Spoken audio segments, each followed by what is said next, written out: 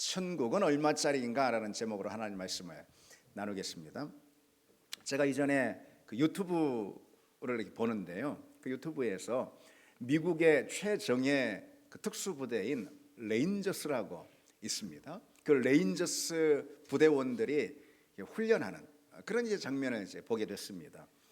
근데 이 레인저스는요, 그 대원으로 들어가는 그 선발 과정부터가 뭐 대단히 까다롭고 아주 혹독하기로 유명하다고 합니다. 수많은 지원자들 있는데 뭐 걸출한 그런 지원자들이 있는데도 대다수가 많이 떨어진다라는 거예요. 한계를 넘는 극한의 훈련을 통과한 그 지원자만이 그 레인저스 그 부대 마크를 이제 달게 되는 겁니다. 그러니까 그 훈련을 통과하고 대원이 된 그런 레인저스 부대원들은요, 자기 부대에 대한 자부심, 이 자긍심이 뭐 대단한 거예요. 대단한 거예요. 그리고 그 부대에 대한 소속감 있잖아요. 이런 것들이 뭐 아주 남다릅니다. 근데 여러분 비슷한 게 있잖아요. 우리나라도 해병대 같은 경우, 해병대 나오신 분들 계십니까? 해병대 출신들은 뭐 제대한 지가 벌써 뭐 20년 뭐 훌쩍 넘었는데도 불구하고 해병이라는 그 두 글자, 그거에 그냥 아주 가슴이 뛰고 그 두 글자에 뭐 엄청 어떤 긍지를 느끼지 않습니까? 근데 그런 것입니다, 여러분. 그럴 만도 한 것이죠. 일반 다른 그 여느 부대하고는 훈련의 강도가 다르지 않습니까? 훈련의 강도가 다르니까 요구되는 사항이 다르니까, 그러니까 그에 대해서 자기가 지불한 비용이 다르다라는 거죠. 비용이 훨씬 더 컸다라는 것이죠. 그래서 다른 거예요. 그것이 자기가 비록 누가 군대 가기 좋아하는 사람이 있습니까? 그렇죠? 일부러 뭐 가는 사람이 뭐 몇이나 되겠습니까? 그런데 어떻게 끌려서 갔는데 뭐 아주 그냥 혹독한 훈련을 받는 아주 정말 정예부대에 나왔단 말이죠. 가기 싫었는데 그러나 그런 부대에 나왔어요. 그럼 어떻게? 마음이 달라집니다. 뭐 나 이런데 뭐 군생활했다고 하면서 대단한 자부심을 갖고 그렇게 되는 것이죠. 사람이 다 그런 법입니다, 여러분.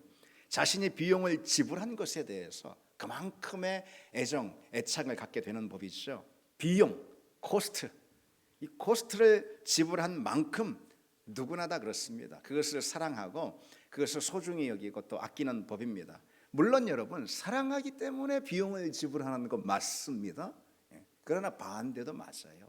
비용을 지불했기 때문에 그만큼 그에 대해서 소중함과 또 애착을 갖게 되는 것이죠. 그래서 내가 그만큼 수고하고 투자한 것 있잖아요. 그것이 있기 때문에 그것이 진정 나에게 귀한 보물이 되는 법이라는 거죠. 비용을 지불한 그곳에 사랑이 싹틉니다. 비용을 지불한 그곳에 사랑이 싹틉니다. 이것은 만고의 원리입니다. 신앙생활에서도 여러분 동일하다고 볼 수가 있습니다. 오늘 본문에 여러분 잘 아시는 말씀이죠. 두 사람이 등장하잖아요. 한 사람은 밭을 갈다가 우연히 그 밭에서 보물을 발견한 그 사람이고, 다른 한 사람은 오랫동안 좋은 진주를 찾아서 다녔던 그런 상인입니다. 그러니까 한 사람은 우연히, 다른 한 사람은 오랜 탐색 끝에 이 보물을 발견하게 된 거예요. 이 발견의 과정은 각자 달랐지만은 발견한 다음에, 보물을 발견한 다음에 그것에 대한 응답과 반응은 똑같다라는 것이죠. 그것을 어떤 무엇으로 그 반응을 했는지 이건 똑같다 이것이죠. 자기 소유를 다 팔아서 그것을 사지 않습니까? 같은 반응이었어요. 자기 소유를 다 팔았다. 이렇게 본문은 강조하고 있어요. 예수님이 이 본문, 이 비유를 통해서 우리에게 들려주시고자 하시는 핵심적인 메시지가 여러분 무엇이라고 생각하십니까? 보물을 발견한 다음에 이 두 사람이 기뻐하지 않습니까? 보물을 발견한 다음에 기뻐하는 이들의 반응, 이것이 주님께서 이 비유를 통해서 우리에게 주시고자 하시는 메시지의 핵심일까요? 사실 그렇지 않습니다. 발견한 뒤에 따라온 이들의 행동, 이들의 결단, 주님은 이 점을 우리에게 주목하면서 강조하시는 거예요. 이들은 단순히 보물을 발견한 기쁨에 머물지 않았잖아요. 자신의 전 재산을 비용으로 지불하는 결단을 내립니다. 이것이 핵심이에요. 천국을 진정으로 발견한 사람은 누구나 다 그와 같다. 진정으로 천국을 발견하는 사람은, 진정으로 구원을 받은 사람은 그 가치에 걸맞는 비용을 지불하게 마련이다. 이게 오늘 본문 천국 비유라라고 말해지는 오늘 본문의 핵심적인 메시지라는 것이죠. 이 두 비유는요, 이 천국이라는 압도적인 그런 가치를 발견하는 사람들이 보여주는 그런 비용 지불의 원리를 담고 있습니다. 뭐라고요? 비용 지불의 원리를 가르쳐주고 있습니다. 밭에 감추어진 보화와 값진 진주를 발견한 이 사람들이 있죠. 자신의 소유를 다 팔았다. 이렇게 주님께서 거듭 두 번이나 강조하지 않습니까? 이 사실은 값진 진주를 발견했어요. 그러자 자신의 소유를 다 팔았어요. 이 사실은 무엇을 말해주는 것일까요? 그들의 인생 전체를 건 유일한 가치가 이제는 뭐만 남게 됐어요? 보물 하나만 남게 된 것이죠. 왜? 다 지불해 버렸거든. 다 대가로 치렀거든요. 그 보물을 얻기 위해서 자신의 소유 전부를, 소장농이었어요. 그가 전부를 다 끌어모아서 팔았어요. 상인이었어요. 아마 그런 더 많은 재산이 있었을걸요. 그 모든 것을 다 팔았습니다. 다 비용으로 지불했어요. 그리고 그가 그 보물을 얻었습니다. 그러니 이제 그에게 남은 유일한 가치는 뭐겠습니까? 보물 하나밖에 없는 것이죠. 그러니 여러분, 보물을 손에 넣은 이들은요, 보물을 손에 넣기 전에 이 보물을 바라보는 이런 마음과 태도와는 전혀 다를 거예요. 그렇죠? 전혀 다른 의미가 그 보물에 있다 이 말이죠. 어떤 의미가 있습니까? 내 모든 소유와 내 모든 수고와 땀이, 내 인생 전체가 녹아 들어간 바로 그 보물이기 때문에 그런 것이죠. 그냥 보물이 아니에요. 누구에게는 그저 돌덩이에 불과할 수도 있을 겁니다. 그러나 그냥 보물이 아닌 거예요. 내 인생 전체가 녹아 들어간 그런 보물입니다. 그런 가치예요. 비용을 지불했기에 보물이 더 소중해지고 보물을 향한 사랑과 애착, 그 소중한 마음이 더욱더 강화되고 깊어지는 것. 이게 바로 비용 지불의 원리라는 거예요, 여러분. 비용을 지불한 것, 지불한 비용이 있기 때문에 그 지불한 비용이 사랑을 증명하는 것입니다. 사랑하기 때문에 비용을 지불합니다. 그러나 또 한편 여러분, 지불한 비용이 그 사랑을 증명해 주는 겁니다. 그건 여러분 우리 일상에서도 사실 종종 발견되는 그런 일들입니다. 꽤 많은 것이 있겠지만 여러분, 이를테면은 부모가 자식을 그토록 사랑하고 끔찍히 아끼는 그런 이유가 어디 있겠습니까? 그것은 단지 어떤 혈연 때문에 그런 것은 아닙니다. 자식을 낳고 키우는 과정에서 여러분, 부모가 얼마나 많은 것을 포기합니까? 자기 시간을 포기하고, 자기 하고 싶은 일도 포기하고, 자기 커리어도 포기하고, 남편이나 아내나 둘 중 한 사람은 직장도 뭐 내려놔야 될 수도 있고 그렇잖아요. 자기 꿈도 포기하고, 청춘도 포기하고. 여기 청춘을 갈아놓고 계시는 그런 분들도 많이 계십니다. 양육, 육아 때문에 내 청춘이 어딨냐. 그래서 많은 것들을 포기하는 것이죠. 그리고 뭐 당연한 것이지만은 물질을 아낌없이 쏟아붓습니다. 뭐 그 부모가 얼마나 물질이 있든 없든 그게 중요한 게 아니에요. 하여튼 가진 모든 물질들을 자녀를 위해서 아낌없이 쏟아붓습니다. 왜 이럽니까? 왜 돈 법니까? 가족 때문에, 또 자식 때문에 그런 거 아니겠어요? 엄청난 비용을 이 자녀를 위해서 지불하는 것이죠. 특히 이제 몸이 좀 약하거나 그래서 손이 많이 가는 그런 자녀인 경우, 아니면은 부모 고생을 많이 시켰어요. 그런 자녀인 경우 어때요? 부모 입장에서 내 고생 많이 시켰으니까 밉습니까? 그 자녀가 아니에요. 더 마음이 가는 거예요. 그 자녀에게 더 애틋하고 깊은 마음이 가는 것입니다.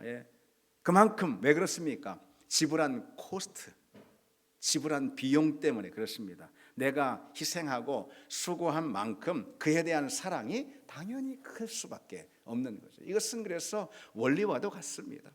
근데 여러분, 하나님의 사랑도요, 이 원리에서 벗어나지 않습니다. 요한복음 3장 16절을 보실까요? 여러분 잘 아시죠? 아니, 이 말씀 한번 같이 우리 해보실까요? 하나님이 같이요, 하나님이 세상을 이처럼 사랑하사 독생자를 주셨으니 이는 그를 믿는 자마다 멸망하지 않고 영생을 얻게 하려 하심이라. 아멘. 본문을 가만 관찰해 보십시오.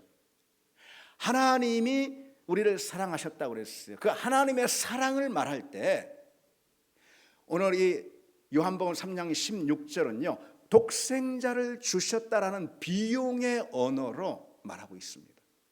하나님의 사랑을 하나님이 치르신 비용의 언어, 곧 그 아들 예수 그리스도를 우리에게 주셨다라는 비용의 언어로 우리에게 말하고 있다라는 거죠. 로마서 5장 8절도 똑같습니다. 여러분, 우리가 아직 죄인 되었을 때 그리스도께서 우리를 위하여 죽으셨으니 하나님께서 우리에 대한 자기의 사랑을 확증하셨느니라. 하나님께서 우리를 향한 당신의 사랑을 확증하셨다라는 이 선언 있죠. 이 선언은 그리스도께서 우리를 위하여 죽으셨으니라는 비용의 언어로 진술되고 있어요. 비용의 언어입니다. 성경은 하나님의 사랑을 이 감정의 표현으로 기록하지 않습니다. 비용의 지불로 기록하고 있습니다. 하나님이 그분의 아들을 십자가에 내어주심으로 우리를 얻었다라는 그런 말씀이잖아요. 그리스도께서 스스로 십자가를 지심으로 그 값을 치르셨다. 그래서 우리를 구원하셨다라는 말씀이잖아요. 이게 뭐예요, 여러분? 이게 한마디로 비용의 언어라는 거예요. 하나님께서 비용을 치르셨다. 값을 지불하셨다. 이거죠. 그 사랑은 여러분도 잘 아시듯이 말이 아니라 비용으로 증명이 되는 것입니다. 아무리 사랑, 물론 말도 표현도 중요합니다. 그러나 아무리 표현한다 이게 무슨 소용이 있겠습니까? 얼마나 비용을 지불하느냐. 예. 그 비용의 지불이 분명하고 선명하게 드러나는 그런 대상이 누굽니까? 자녀를 향한 부모의 사랑 이런 거 아니겠어요? 그래서 어머니의 사랑을 얘기하고 그런 거 아니겠습니까? 예. 사랑은 감정이 아니라요 희생과 헌신으로 표현이 된다는 것이죠. 하나님께서 나를 사랑하시기에 그러면 지불하신 비용은 무엇일까요? 당연히 예수 그리스도죠. 그 아들 예수 그리스도죠. 하나님이 우리를 여러분 절대로 포기하지 못하시는 이유가 바로 거기에 있습니다. 뭐 하나님이 우리를 불쌍히 여기거나 뭐 아니면 우리가 뭐 잘나가나 못나가나 뭐 이런 우리에게 있지 않아요. 그 이유가 하나님 우리를 포기하시지 못하시는 이유가 우리에게 있지 않고요 하나님 그분께 있습니다. 어떤 거죠? 엄청난 비용. 그 아들 예수 그리스도를 비용으로 치르셨다라는 것이죠. 그 엄청난 비용을 지불하셨기 때문에 우리를 향한 하나님의 사랑은 결코 멈출 수도 결코 포기될 수도 없다는 거죠. 하나님은 그 아들 예수 그리스도라는 당신의 전부를 우리를 향한 사랑의 대가로 지불하셨어요. 그러기에 우리는요 하나님께 있어서 그 무엇과도 바꿀 수 없는 존재인 거예요. 그러기에 우리는 하나님께 있어서 그 어떤 것으로 대신할 수 없는, 무엇으로 대신할 수 있겠습니까? 대신할 수 없는 그런 존재예요. 우리는 하나님께 있어서 그 무엇으로도 값을 매길 수 없는 그런 존재가 됐다는 것이죠. 그러니 여러분 우리가 이 사실을 잊지 말아야 합니다. 어떤 사실요? 세상이 뭐 우리를 향해서 뭐라고 하든 주변 사람들이 나를 향해서 어떻게 평가를 하든 아니면 내 스스로 내 자신을 볼 때 내 꼴이 뭐 어떻게 여겨지든 느껴지든 여러분 그런 게 중요한 게 아니라는 것이죠. 예.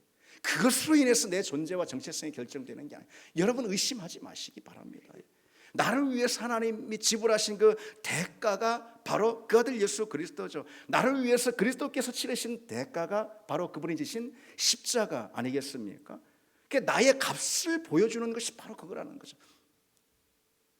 나에게 매겨진 값을 보여주는 거, 뭐 내 외모나 아니면 뭐 내가 가진 소유나 아니면 뭐 무슨 심지어 학벌이나 아니면 남들이 나를 인정해주는 뭐 인정의 말이나 여러분 그런 게 아니라 그런 거 보지 마시기 바랍니다.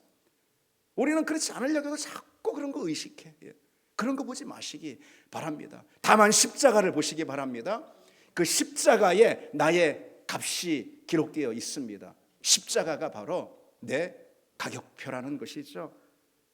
그처럼 하나님은요 나를 위해서 엄청난 그 아들이라는 대가를 치르셨어요. 따라서 이제 그 사실은요 하나님이 나를 위해서 아들 예수 그리스도라는 이 비용을 지불하셨다라는 바로 그 사실은요 우리로 하여금 이런 질문 앞에 세웁니다. 어떤 질문요? 나는 주님을 위해서 그러면 무엇을 지불하고 있는가? 나는 예수 그리스도를 통해서 하나님이 내게 주신 선물인 이 천국과 구원을 위해서 과연 무엇을 지불하고 있는가? 이 질문 앞에 우리를 세웁니다. 오늘 본문에 여러분 두 사람을 보실까요? 다시 그들은 보화를 발견하고 기뻐하는 것으로 끝내지 않습니다. 자기 소유를 다 팔아 그 밭을 샀다고 주님께서 연거푸 2번이나 말씀하시잖아요. 천국을 진정으로 발견한 사람들에게는 반드시 그 비용을 지불하는 헌신이 뒤따른다. 구원을 얻은 하나님의 자녀들에게는 그 비용을 지불하는 헌신이 수반된다. 물론 하나님이 우리의 구원을 위해서, 천국을 위해서, 영생을 위해서 모든 것을 다 지불하셨습니다. 그리스도를 통해서 우리 구원을 위해서 지불한 모든 것이 이미 끝났습니다. 이미 마쳐졌습니다. 그러나 그 천국을 진정으로, 그 구원을 진정으로 발견한 사람은요, 반드시 우리 역시 그 하나님이 지불하신 비용에 대한 응답과 반응이 수반된다는 그런 말씀이죠. 비용을 지불하지 않는 그런 신앙, 그것은 결코 그 가치를, 구원이라는, 천국이라는, 하나님이라는 그 가치를 절대로 알 수가 없습니다. 깨달을 수가 없습니다. 그러니 신앙의 유익과 능력도 자연히 누릴 수가 없게 되는 것이죠. 그 중요한 원리입니다, 여러분. 그래서 심리학에서도요, 노력 정당화 효과라는 그런 개념이 있습니다. 노력 정당화 효과. 어떤 목표나 대상을 위해서 많은 노력과 비용을 지불할수록 있잖아요. 그 대상에 대한 애착과 가치 평가는 높아질 수밖에 없다는 것이죠. 사람은 어떤 대상을 얻기 위해서요, 큰 노력과 비용을 지불하는 경우가 있는데요. 그때 그 대상이 비록 내 기대에는 미치지 못한다 하더라도 그것에 대한 평가는 상당히 높다라는 거예요. 왜? 내가 지불한 게 많거든. 저 외국에 가가지고선 열심히 공부해가지고 돈도 없는데 알바를 하면서 가진 노력을 하면 열심히 공부해가지고 입을 거 못 입고 먹을 거 못 먹고 공부해가지고 박사학위를 받은 그런 사람이 있다고 해보십시오. 공부에 대해서 그렇게 신경 안 쓰는 사람, 그까지 박사 할지 모르지만 이 사람은 아니에요. 그렇죠? 왜요? 박사도 대단한 거지만은 그보다 더 대단한 게 뭐예요? 그것을 취득하기 위해서 내가 쏟아부은 나의 헌신과 노력, 다시 말해서 비용 때문에 그런 것이죠. 그게 바로 노력 정당화 효과라는 것이지. 그런 심리가 작동하면 할수록요, 내가 노력을 쏟아부은 그 대상에 대한 애착이 대단히 커질 수밖에 없어요. 반대로 아무런 노력 없이 그저 얻은 거 있잖아요. 그저 얻은, 공짜로 얻은 그런 거 있잖아요. 그에 대해서는 내가 얻은 그것이 대단히 가치 있고 사람들 모두가 상당한 평가를 하는 것이라 하더라도 나는 쉽게 얻었기 때문에 평가절하 해버리고요. 그리고 그것을 쉽게 버려버리는 그런 경향들이 우리에게 있습니다. 엘리엇 에런스라는 미국의 심리학자가요, 이런 재미있는 실험을 했습니다. 이 토론 모임을 위해서요, 거기 참가자들, 실험자들을 모집을 한 것이죠.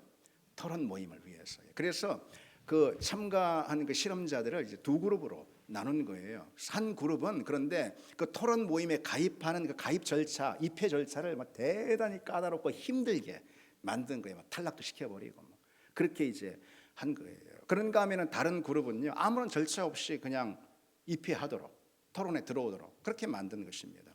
그 이후에요, 그 연구자가 두 그룹 모두에게요, 의도적으로 아주 지루하고 재미없는 토론 주제를 주고 아주 지루하고 재미없는 토론을 경험하게 만들었습니다. 그런데요, 그 결과가 아주 놀라웠습니다. 아무 절차 없이 그냥 입회를 해서 토론에 참여한 그런 그룹의 사람들은요, 이 토론이 아무 유익이 없고 전혀 흥미를 끌지 못하고 그랬다, 별 가치가 없다, 이렇게 답을 했는가 하면 반대로요, 아주 까다롭고 힘든 입회 절차를 통해서 그 토론에 참여한 사람들은요, 매우 흥미로웠다, 이 토론이. 이 토론이 내게 매우 유익했고 상당히 가치 있는 토론이었다, 이렇게 답을 했다라는 것이죠. 무엇 때문입니까? 그 토론의 질, 토론의 양, 토론의 방법과 내용, 그건 동일했습니다. 그러나 그것을 하기 위해서 내가 무엇을 쏟았느냐, 내가 무엇을 투자했느냐에 따라서 그것에 대한 나의 경험은 달라지게 된다는 거죠. 이것은 단순히 심리학적인 그런 현상이 아니라는 거예요. 모든 일들이 다 그렇습니다. 비용이 클수록 사랑도 큰 것입니다. 그렇죠, 여러분? 여러분들이 그렇게 살고 계세요. 오늘 이런 것을 설교로 배워야 하는 게 아니에요. 비용이 클수록 사랑이 깊어지고 수고가 많을수록 애착이 강해지는 것입니다. 소중히 여기는 이유가 뭡니까? 소중히 여기는 이유가 뭡니까? 그 대상 자체가 소중한 것이다 라기보다는 지불한 비용 때문에 그런 것입니다. 그래서 내게 소중한 것이 되는 것이죠. 하나님은요, 이 원리를 사실 우리 본성 가운데 심어주셨어요. 그 원리를 본성 가운데. 여러분, 그 흔하게 장인에 대한, 도자기 장인에 대한 그 이야기를 할 수가 있을 거예요. 작품, 도자기 장인이 만든 작품 있잖아요. 작품을 한번 생각해 보세요. 공장에서 막 기계로 막 대량으로 찍어내는 그런 도자기들, 저기 다이소 가면 막 얼마든지 살 수 있는 그 도자기들 보십시오. 너무 흔하잖아요. 그 중에 하나 깨져도 그거 아쉬울 것이 누가 있겠습니까? 가가지고서 하나 또 구해오면 되는 거죠. 그러나 여러분, 장인이 밤잠을 설치면서 만들어낸 그런 도자기를 한번 생각해 보십시오. 그 뜨거운 불에서 계속 씨름하면서 빚어낸 그 도자기. 그러다가 여러분 어떻습니까? 우리가 간혹 그 TV 같은 데서 그런 거 보잖아요. 우리 멀쩡해 보이는데 그 도자기를 확 깨버리고 마음에 안 든다고. 그렇게 자기 손으로 자기가 만든 그 여러 도자기를 막 깨면서 결국은 탄생시킨 그 도자기. 그 막대한 손실과 정성이 들어가서 완성된 그 도자기. 이것은 단순한 상품, 단순한 그런 물건이 아니죠. 이것은 장인의 영혼을 갈아 넣은, 영혼이 담긴 그런 작품 아니겠습니까? 그래서 작품이라고 부르는 것입니다. 여러분, 아마도 그냥 일률적으로 쭉 찍어내서 만든 도자기 중에도 여러분 상품이 있을 수 있습니다. 그럴 수 있습니다. 그 과정만, 그 만들어내는 그 절차만 잘 한다면은 장인이 만들어내는 것 이상으로 잘 만들 수도 있을지 모르겠습니다. 그러나 그렇다고 해서 같은 것은 아니지 않습니까? 얼마나 수고와 사랑이 들어갔는가, 이게 그 대상을 결정하는 것이죠. 여러분, 왜 유기견 있지 않습니까? 유기견을 생각해 보십시오. 그냥 꼴도 그냥 말이 아니고 더럽고, 그리고 사람한테 학대를 받아가지고서 눈 하나가 이렇게 돼가지고선. 그런데 그 불쌍히 여겨가지고선 어떤 사람이 그 유기견을 데려와가지고선 자기가 입양해가지고선 그래서 유기견을 키웁니다. 막 정성을 다해서 사랑을 쏟고 병원을 가서 큰 비용도 지불하고, 그래서 유기견을 자기가 자기 애견, 자기 그 반려견으로 키웁니다. 어떻습니까? 그 본질과 그 본질적인 가치 그 자체가 크게 바뀐 것은 없습니다. 그러나 이 사람에게, 이 주인에게 이 반려견은 전혀 다르게, 그 의미가 다르게 다가올 거라는 것이죠. 그렇다면 여러분에게 한번 묻겠습니다. 내가 받은 하나님의 사랑은 어떤 것일까요? 내가 받은 구원은 얼마의 값어치가 있는 거겠습니까? 내가 얻은 천국은 얼마짜리이겠습니까? 우리에게 이 질문은 너무 당연한 답으로 향하게 만들 수 있습니다. 예수 믿으면 구원받잖아. 그렇지, 믿음으로 영생을 얻는 거지.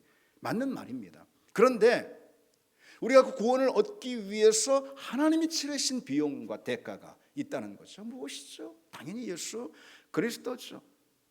곧 하나님의 전부입니다. 하나님이 세상을 이처럼 사랑하사 독생자를 주셨으니, 우리가 얻은 이 구원은 하나님이 당신의 전부를 값으로, 비용으로 지불한 결과라는 것이죠. 그것이 내가 받은 구원의 값입니다. 그럼 여러분, 같은 질문을 다른 방향으로 던져보겠습니다. 나는 이 구원과 영생을 과연 얼마짜리로 대하고 있는가? 내게 천국은 과연 얼마짜리인 것인가? 나는 그리스도의 십자가의 값으로 얻은 이 은혜를 그만한 값으로 대하고 있는가?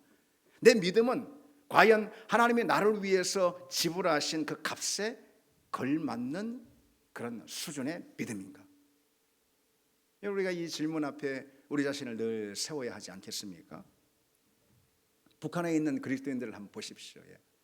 공산권에 있는, 근데 특히 북한은 더더욱 심하죠.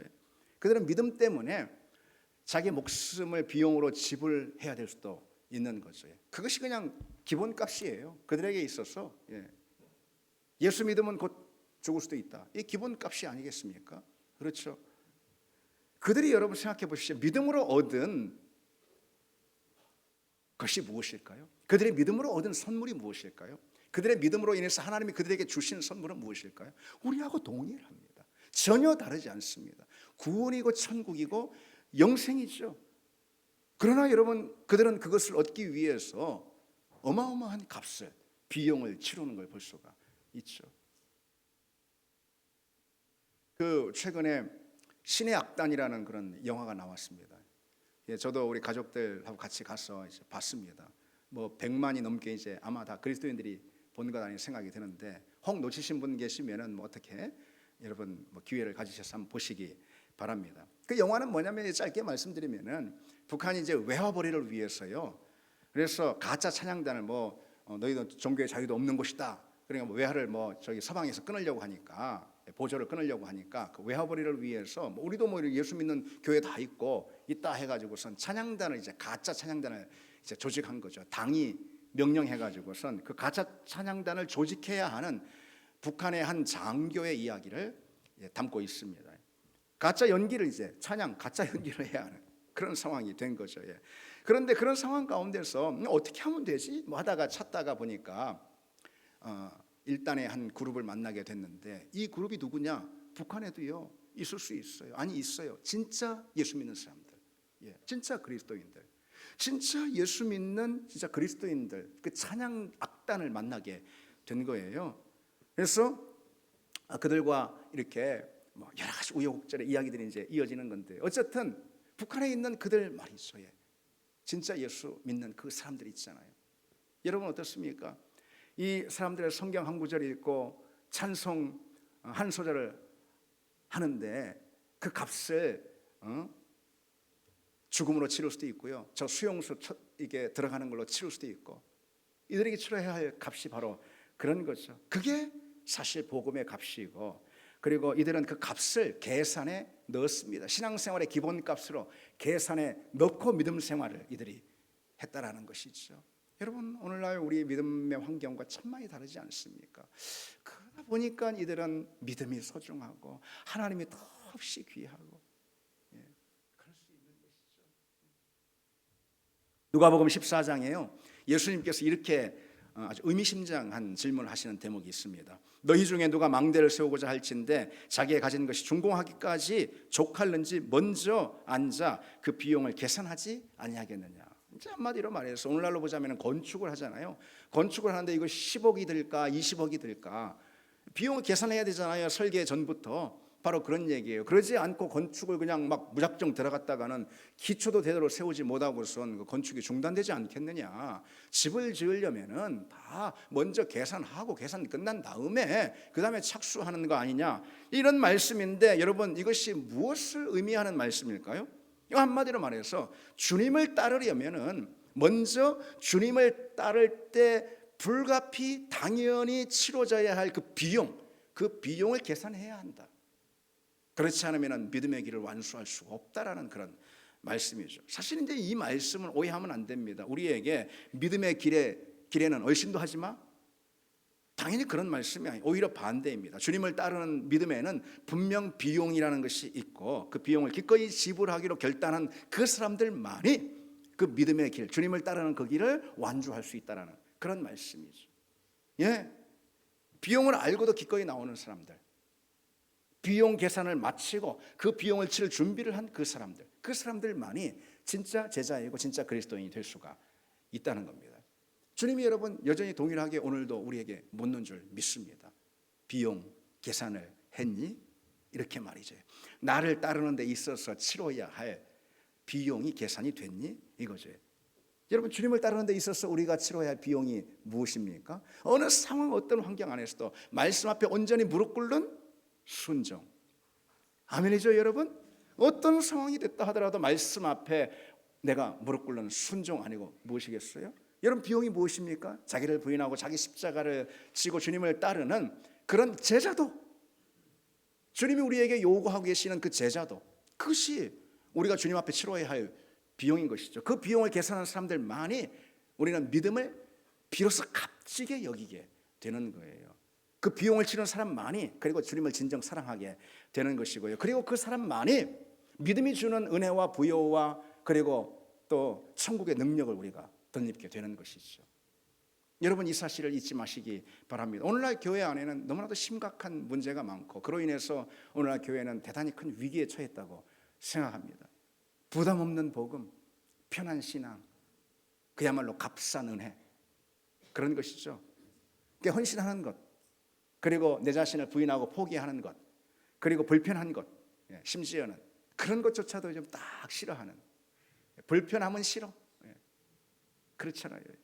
그 신앙생활의 자리에서도 이 편리성이 끼어들게 된 것이죠. 그러나 그처럼 적당히 편하게 믿으려 하니까요, 그런 경우가 많으니까 내가 믿는 그 믿음에 대해서, 또 내가 믿는 믿음의 대상인 하나님에 대해 소중한 것을 사실 모르는 거예요. 애착이 생기질 않는 것입니다. 그게 오늘날 이 시대의 많은 그리스도인들의 문제 아니겠어요? 그것이 바로 이 시대 많은 그리스도인들이 사실은 믿음의 능력을 상실한 이유가 되는 것이고요, 은혜와 기쁨을 누리지 못하는 이유가 되는 것이고, 무기력한 신앙으로 그냥 전전하는 이유가 다 어디 있느냐? 거기에 있다라는 거죠. 하나님이 내게 주신 이 믿음, 내게 선물하신 이 구원, 또 몸된 교회, 또 천국 소망, 이것이 어떤 것보다도 귀하고 값지고, 그걸 말로만이 아닌 그에 대해서 하나님이 요구하시는 마땅한 비용을 내가 치러 나갈 때, 순종으로 제자도로 치러 나갈 때, 그 복음과 그 믿음이라는 것이 정말 내게 은혜와 능력을 덧입게 해주는데, 은혜와 능력을 상실한 이유가 다 거기에 있을 수 있다는 거죠. 비용을 치르지 않는 신앙은요, 흔들릴 때 있잖아요, 붙잡을 것이 없습니다. 우리는 신앙생활할 때 여러 가지로 시험이 다가오기도 하고 흔들리기도 하고 파도가 있습니다. 비용을 치르지 않는 신앙은 붙잡을 것이 없습니다. 비용을 치른 신앙이 있잖아요, 자기가 하나님을 위해서 많은 비용을 치렀어요. 하나님이 주신 믿음이라는 선물을 위해서 많은 것을 쏟아부었어요. 그러니 뭐 웬만큼 흔들려도요, 자기가 치른 그 비용이 자기가 붙잡을 수 있는 기둥이 되는 그런 거죠. 세상이 조금만 유혹해도 비용을 치르지 않는 신앙은 흔들려 버리는 것입니다. 누가 흔들립니까? 약한 사람이 아니요, 비용을 치르지 않은 사람이 흔들리는 거죠. 그래서 비용을 치르지 않는 사람 편하기는 하죠. 편하게 신앙생활 하죠. 그러나 아무런 가치도 거기에 느끼지 못하고, 아무런 가치도 없고, 아무런 영광도 없고, 아무것도 남는 것이 없다는 거죠. 여러분, 누가 은혜를 많이 누리겠습니까? 생각해 보십시오. 갈망하는 사람들, 그럴 수 있습니다. 그러나 더 정확하게, 누가 은혜를 많이 누리고 누가 영적으로 성장하겠습니까? 누가 복음이 주는 기쁨과 능력을 경험하겠습니까? 지불한 사람입니다. 누구라고요, 여러분? 지불한 사람이라는 것이죠. 그리스도를 위해서 대가와 비용을 지불한 사람, 다른 말로 말해서 주님을 뜨겁게 사랑하고, 그리고 나의 가진 소중한 것들조차 주님 앞에 아낌없이 기꺼이 내어드리는 그 비용이 있잖아요. 그 비용을 치른 사람, 그 사람이 은혜를 누리고, 그리고 구원의 기쁨을 누리고 믿음의 능력도 경험하게 된다는 거죠. 여러분, 예배도 똑같습니다. 예배, 여러분 사무엘 하에 보면은 24장에 다윗이 하나님께 제사하는, 예배드리는 장면이 나와요. 그런데 다윗이 갑작스럽게 하나님께 예배를 드리게 되는 그런 상황이었기 때문에 그 지역에 있는 그 아나우라라는 그런 사람이요, 다윗에게 왕이시여, 당신이 하나님께 예배드릴 예물을 내가 준비하겠나이다, 그렇게 말하거든요. 그래서 내가 준비한 것으로 예배를 드리라고, 공짜로 예배 드리라, 이런 것이죠. 그럴 때 다윗이요 이렇게 말합니다. 값 없이는 내 하나님 여호와께 드리지 아니하리라. 단호히 그걸 거절합니다. 다윗은 값 없이 드리는 예배를 거부했다라는 것이죠. 그렇습니다. 예배를 위한 헌신이 없는 신앙은요, 예배를 통해서 사실 아무것도 얻지 못하는 것입니다. 예배를 통해 아무것도 얻지 못하는 이유가 바로 거기에 있습니다. 시간을 내고 마음을 쏟고 그리고 또 예물을 드리고 비용을 치른 그 예배 있죠. 그 예배만이 하나님께서 연락하시고 그리고 우리에게 그만한 은혜로 갚아주신다는 거죠. 여러분 교회도 똑같습니다. 주님의 교회를 위해서 내 것을 드리며 헌신하고 비용을 지불한 바로 그 성도, 그 사람에게 교회가 소중해지는 거예요. 그렇죠? 교회를 위해서 뭐 예전에 보면은 벽돌 한 장이라도 쌓고 교회를 위해서 뭐 하나라도 손을 보고 교회를 위해서 애정을 가지고 뭐 교회 건물이 아니고 말이죠. 교회 성도들을 위해서 내가 상한 마음이 있지만 또 다가가서 사랑하고 보듬고 교회를 위해 헌신하고 수고하고 봉사하고 그런 사람들 있잖아요. 그 사람에게 교회가 소중한 존재가 되는 것이고 그 사람이 교회를 사랑하게 되는 거예요. 그만큼 사랑하니까 사랑하는 만큼 교회에서 누리는 은혜도 당연히 깊어진다는 거죠. 여러분 이것이 원리입니다. 그렇지 않은 사람은 교회에 대한 애착도 없고 사랑도 없습니다. 그러니 교회로부터 얻는 것도 당연히 없는 거예요. 내가 교회를 위해 섬긴 만큼 교회는 나에게 보물이 되는 법입니다. 어느 교회 뭐 좋은 교회, 어느 교회는 뭐 별 볼 일 없는 이런 게 아니에요. 누군가가 그 교회를 위해서 헌신하고 수고한 그만큼 비용을 지불한 만큼 그 교회는 남들이 볼 때는 어쩔지 몰라도 너무나도 소중하고 귀하고 값진 교회가 되는 것이고 그럴 때 그 교회를 통해서 하나님이 주시는 은혜와 혜택을 영적인 혜택을 또 누리게 된다는 것이죠. 그래서 여러분 교회에 깊이 들어오시기 바랍니다. 교회 공동체 안으로 깊이 들어오시기 바랍니다. 들어오시기 바랍니다. 너무 깊이 들어가지 말자. 깊이 들어가다 다치는 수가 있어, 마음 상하는 수가 있어, 골치 아픈 경우가 있어. 이것을 신조로 생각하는 그런 분들도 간혹 있을 수 있어요. 그래서 뭐 모임도 적당히, 봉사도 약간만 하시고, 그리고 뭐 훈련도 미루고 또 직분도 피하고. 그런데 여러분 그렇게 계속하면은 결국은 내 영적인 성장은 더디게 되는 것이고요. 신앙생활이 공허해질 수밖에 없습니다. 제자훈련이나 양육 같은 경우도 다 마찬가지입니다. 훈련과 양육은 이미 비용을 지불하는 그런 과정 아니겠어요? 시간을 내고 열정을 쏟고 마음을 쏟고 불편함을 감수하는 그런 헌신 말이죠. 비용을 지불한 만큼 그 훈련에 있어서 유익을 얻게 되는 것이죠. 대충 때우고 편하게 마치는 경우는요, 뭐 아이고 뭐 별로 뭐 별거 없대. 그렇게 되는 거예요. 여러분 왜 예배나 아니면은 기도나 훈련이나 양육이나 이런 과정들을 통해서 그 과정이 우리에게 주는 그런 성장과 열매와 은혜를 경험하지 못하게 될까요? 그것은요 그 자리 자체가 부실하기 때문에 그런 것은 아니라는 것이죠. 내가 어떤 마음으로 어떤 비용을 치르면서 참여했느냐, 이것이 모든 것을 결정합니다. 이제 말씀을 맺겠습니다. 여러분 스스로에게 한번 정직하게 묻고 또 답해 보시기 바랍니다. 최근에 정말 하나님을 위해서 내가 수고의 손길, 수고의 눈물을 흘린 것이 있는가? 내가 하나님 나라를 위해서 수고한 것이 있는가? 그것을 통해서 내가 감수한 손실이 있는가? 여러분 한번 정직하게 묻기 바랍니다. 우리는 딱 그만큼 주님을 사랑하고 있는 거예요. 여러분 기억하시기 바랍니다. 내가 드린 시간만큼, 내가 치른 비용, 그 헌신만큼 나는 주님을 사랑하는 것이고 또 그만큼 우리는 믿음이 내게 주는 은혜와 능력도 경험하게 된다는 것이죠. 우리 같이 찬양하고 기도하시겠습니다.